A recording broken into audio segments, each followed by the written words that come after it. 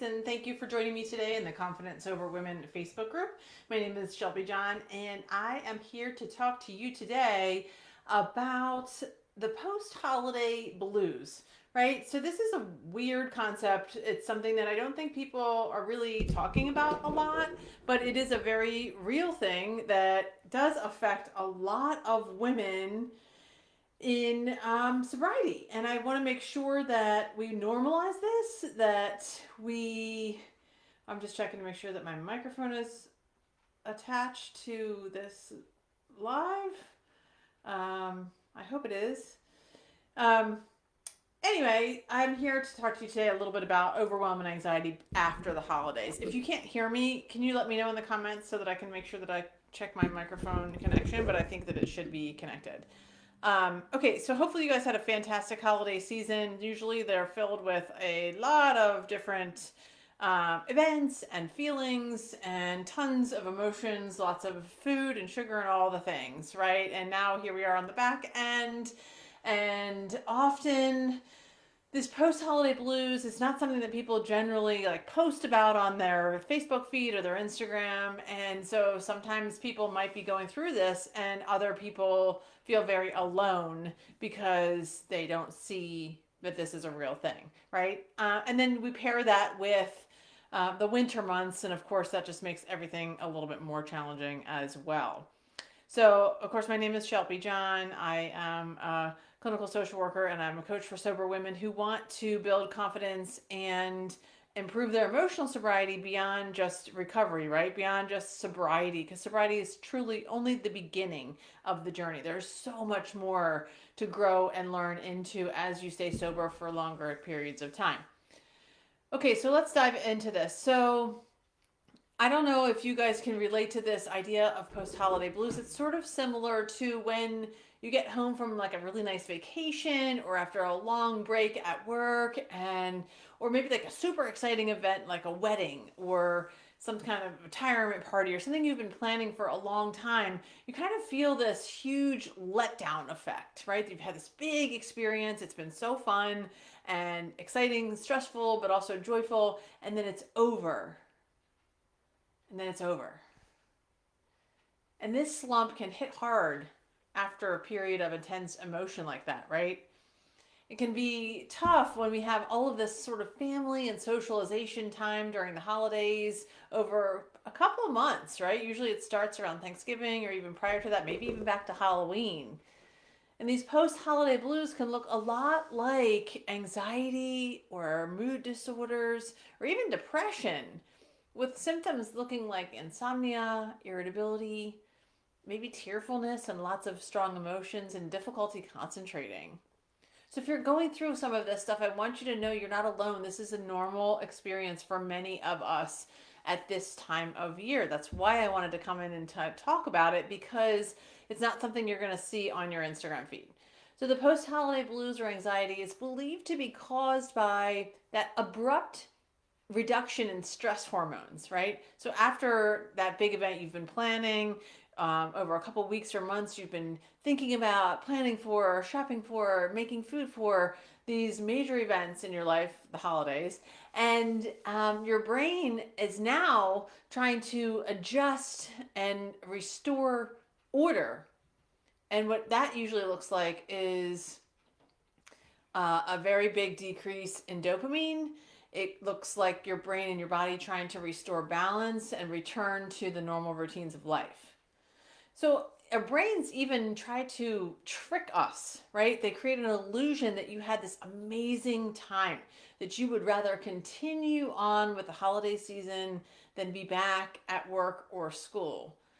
So like, even if this was maybe your worst holiday season ever, like you had a terrible time, like your travel plans were changed, you were sick, your family was fighting, your brain will create this facade, this kind of illusion or fantasy, if you will, that will try to help you restore to your baseline well-being. That's how powerful our brains are, guys. And you're most likely also emotionally exhausted. I know I am, or I was for sure. And that takes a toll on the body, the mind, all of the things. And it takes a lot of effort and strength and, frankly, a lot of energy to be on, kind of on all the time. Like if you're trying to be on your best behavior for that many days in a row, it just takes it out of you, right? And you're dealing with the stress of difficult family situations, office holiday parties that are loaded with alcohol and food, and teenagers that are being off for winter break like mine are, they that are coming in late at night, they're disrupting our sleep, they're constantly moving around doing all kinds of craziness. It just really takes a toll on our mental capacity. And then, of course, there's the impact on our diet, right? We are living in this sort of sugar laden time of year from Halloween, really, all the way up through New Year's.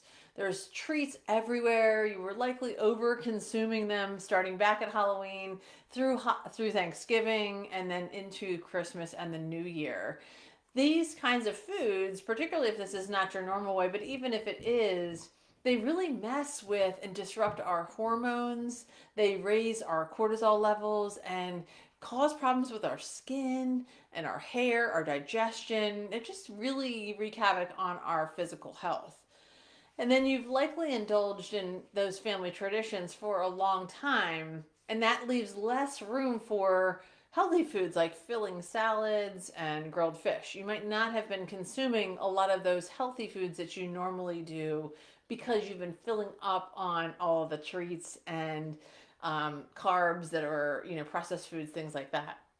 So your body at this time after the holiday season is going to experience quite a bit of a detox as you begin to clean out the toxins and restore your pH balance for health. And that definitely is a big cause of the post-holiday blues. So this restoration of your health through that detox period, how is the body trying to get the hormones back online, right, back to that pH balance. It's your brain and your gut trying to regulate your serotonin levels. It's trying to just restore that general balance. And so that detox period is going to create a post-holiday blues situation for you. None of this is to be worried about, though, for the long term, because as you begin to get back to your regular routines with healthier foods and you add in regular movement, like you start walking again or getting to the gym or riding your Peloton or whatever you like to do, and then you also start getting quality sleep, your body and your mind will restore itself to balance. That is our body's sole purpose, is to maintain the proper pH balance. So it's always doing that for us. So don't worry. As soon as you stop eating sugar-laden foods, highly processed foods, as soon as you stop trying to be on all the time for family stuff or dealing with difficult people, you're going to start to feel a lot better. Of course, if you don't start to feel better in a few weeks, or you aren't looking forward to events, or you're still having a lot of sadness, you need to reach out to a professional.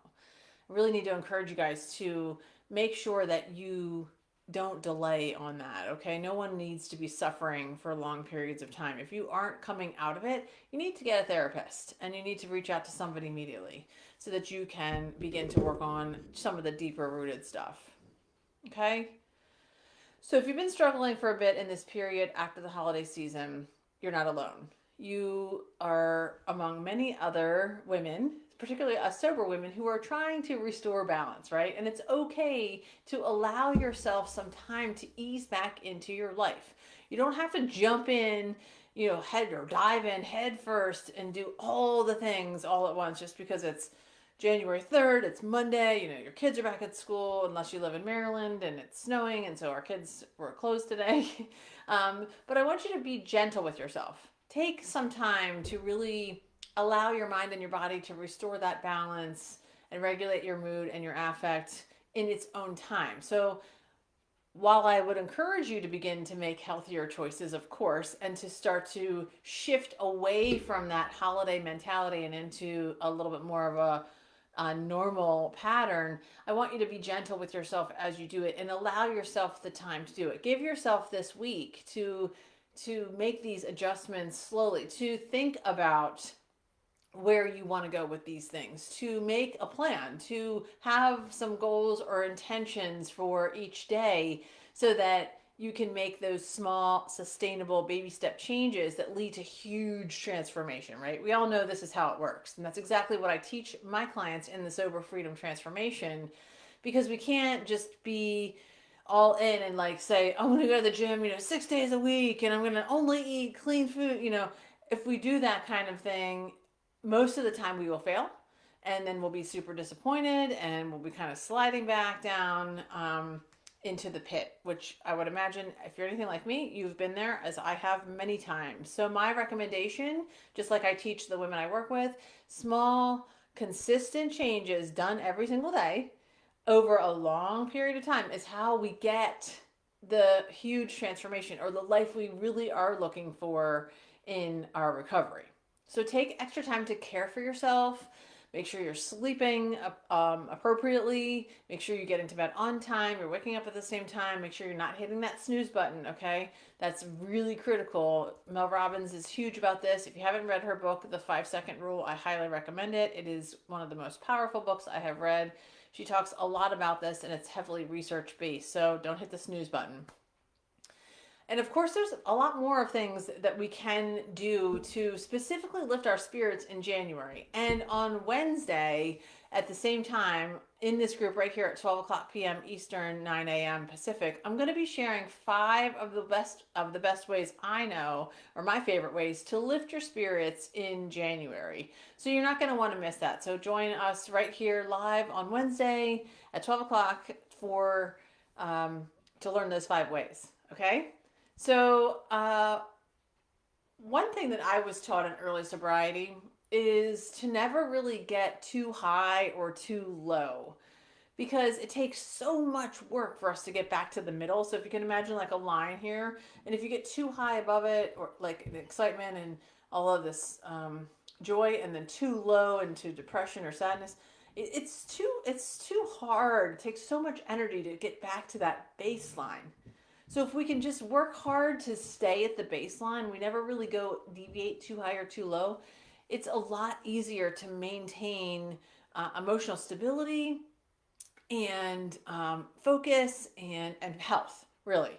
So I want to remind yourself that Christmas is just like any other day, or birthdays or other special occasions, they're just a day on the calendar. Now that doesn't mean we can't celebrate or have fun or do special things, but a lot of times when we make such a huge mountain with expectations and all of this kind of song and dance around them, it gets us too high. And then if something goes wrong or it doesn't go exactly the way we wanted, then we can get really disappointed, because those unrealistic levels of expectation just couldn't be met.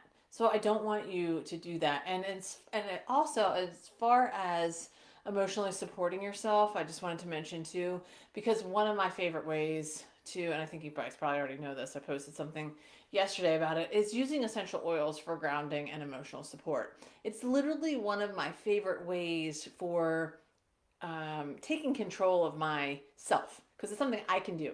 I'm in control of it. I can put oils on my body. I can drink them. I can put them in a diffuser. So I can literally use these tools to help support my emotional system and restore myself to balance. So I threw a link in the description of this video for my favorite emotional and grounding support oils. You might have your own that you already use, but that's just a list of my favorite ones.